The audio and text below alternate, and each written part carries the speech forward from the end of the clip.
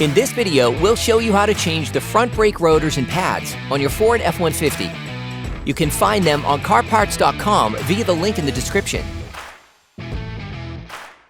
For safety reasons, we strongly suggest watching our video on how to jack your Ford F-150 safely.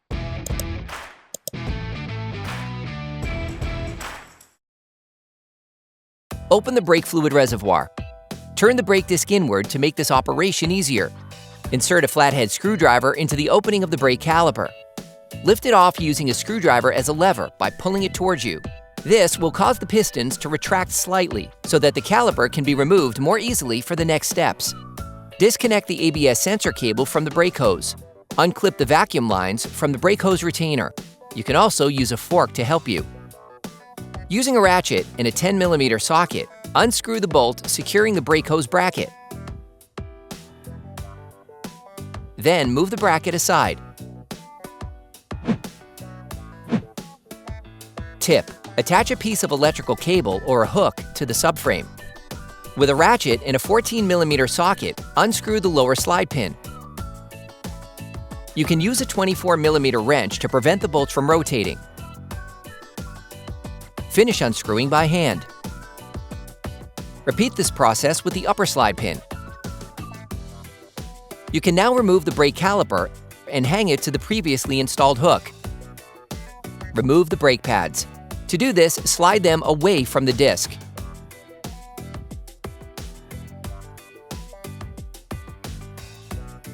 Using a flathead screwdriver, remove the anti-rattle clips.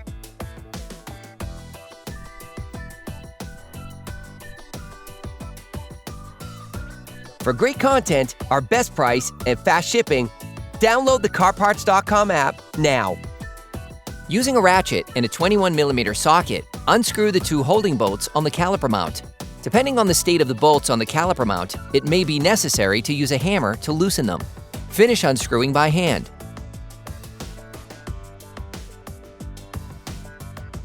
Remove the caliper mount.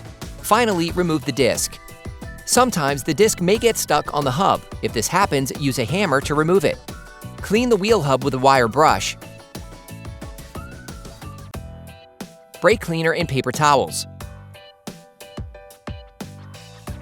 You can order the discs and pads kit used in the video on CarParts.com via the link in the description. Before installing the new disc, it is vital to clean it using brake cleaner and paper towels to take off the storage paraffin. If your new disc is coated, you can place it directly onto the wheel hub. Put the new brake disc in place.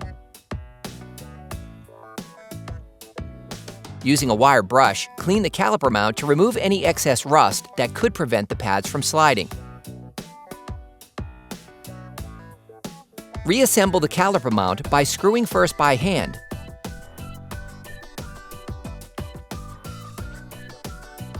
Then with a ratchet and a 21mm socket to lock them in place. Finish tightening using a torque wrench.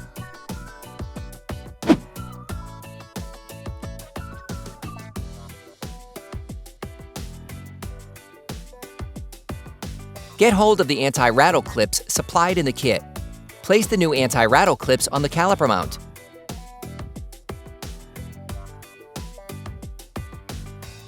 Grab the new pads and lightly coat the ends with copper grease to help them slide more easily. Insert the new pads into the caliper mount by sliding them in.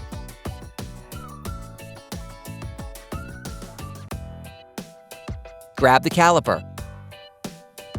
Place a used pad in the caliper.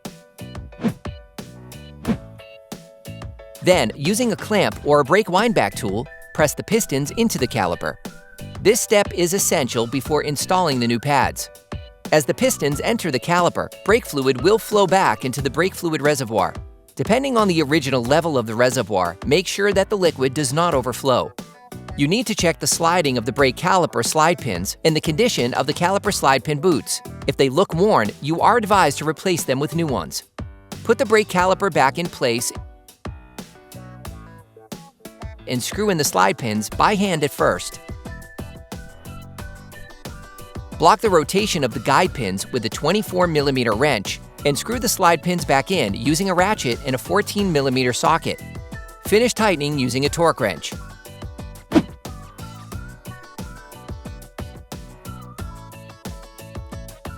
Don't forget to remove the cable that you used to hold the caliper. Screw the brake hose mounting bracket back on. Reclip the vacuum lines to the brake hose bracket. Replace the ABS sensor cable in its slot. Clean both sides of the disc with brake cleaner and a cloth to remove the grease from the new pads. You can now repeat the same process on the other side. Then you will be able to put the wheels back on your vehicle.